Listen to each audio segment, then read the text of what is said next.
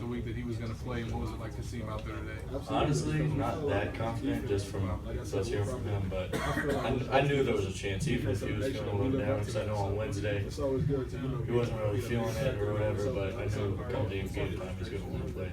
Obviously, having him production-wise is good, but how much of an emotional boost is it to have him out there? I mean, you can tell from just watching. I mean, he's our Mike linebacker, so he's kind of the guy that runs the show. So if you lose him, it's a big hole to kind of fill. And you know, I mean, you saw on the field today what he can do and how he's a big emotional leader on our team.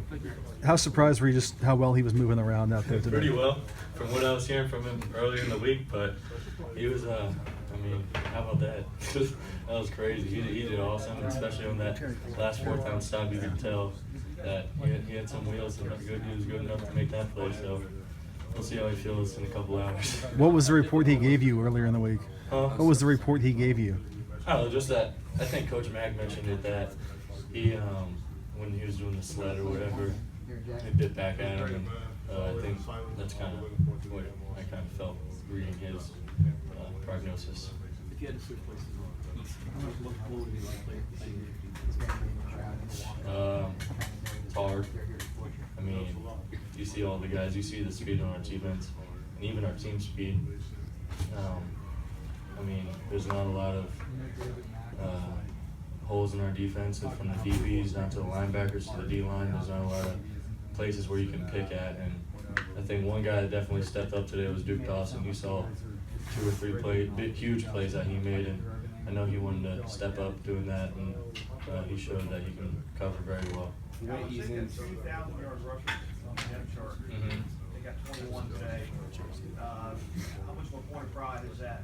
You know, Coach Mack mentioned earlier in the week that we have to stop the run and let the skill players, our skill players, do their thing. And you know, that's what we did, and that's what we honed in on. In the beginning of the game, they tried to run the ball, and towards the end of the game, they got out of it. So once we stopped the run, we knew that they were going to have to keep throwing the ball, and especially when our offense kept scoring. So that's kind of how it happened. How do you guys feel in games like this where the defense kind of has to carry the load for most of the way? I mean, we love it. I mean, that's just what we do. As long as we have a lead, we feel like we can win the game. So that's kind of our mentality. Do you take pride in taking away what the offense does best, or the runs the ball there and they throw it, and you kind of shoot away from them? Yeah, I mean, we knew that it's an SEC matchup, it's a big rivalry game, you know, Florida, Georgia, and that it's a big boy football, and they're going to run the ball, especially with the 2 backs that they have. So that's kind of why we focused in on that.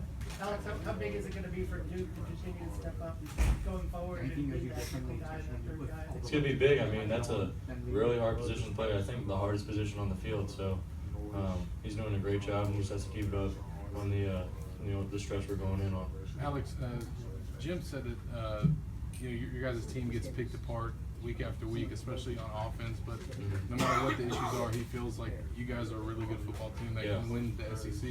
How much do you guys believe in that, and how much is that the mindset no matter what's kind of going wrong? I mean, if we don't believe in ourselves, who will? So I know that there's a lot of belief in that locker room, and a lot of guys and a lot of true leaders in there that will help us lead us to Atlanta and hopefully beyond that. So I think there's a lot of belief in that locker room, and especially after a win like this, that will keep us going.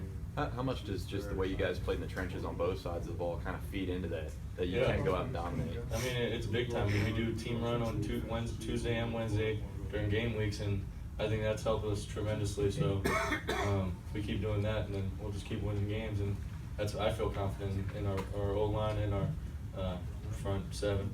Do you like it when the word is, okay, you got to stop the run? You're a linebacker. I mean, does that kind of get you excited? Yeah, I mean, it's a challenge, and especially with the guys that they have, it is a big challenge. So I know me and JD got excited, and you know, I think because of that we didn't necessarily need JD to play, but you saw the impact he had on the game. So I think that's something that you just have to think about. How's your hand? It's good. I think I'll be good going forward. I don't think it's a big deal at all. It doesn't bother me at all. You didn't want to rock the Brian Cox Club? No, isn't that crazy? I don't know how to put it. Look like the Hulk. Yeah, for real. Did Jared say anything after that 4th down stop or on the sideline at any point? No, I mean, I was excited for him. I ran all the way over, cause I was all the way on the other half, and I jumped on him, and you'll see it if you see pictures or something like that. I just mauled him, so I was just excited for him. Alex, you grew up a Gators fan. What is it like to be a part of this rivalry where you guys have won 3 in a row now? You know, it's big time. I mean, for me personally, I didn't play in the last year. I was in the stands, so I think it was great to finally be able to be back in action against Georgia and just feel the rivalry and the crowd and you know how big this game is. So every year it's always marked up on the calendar.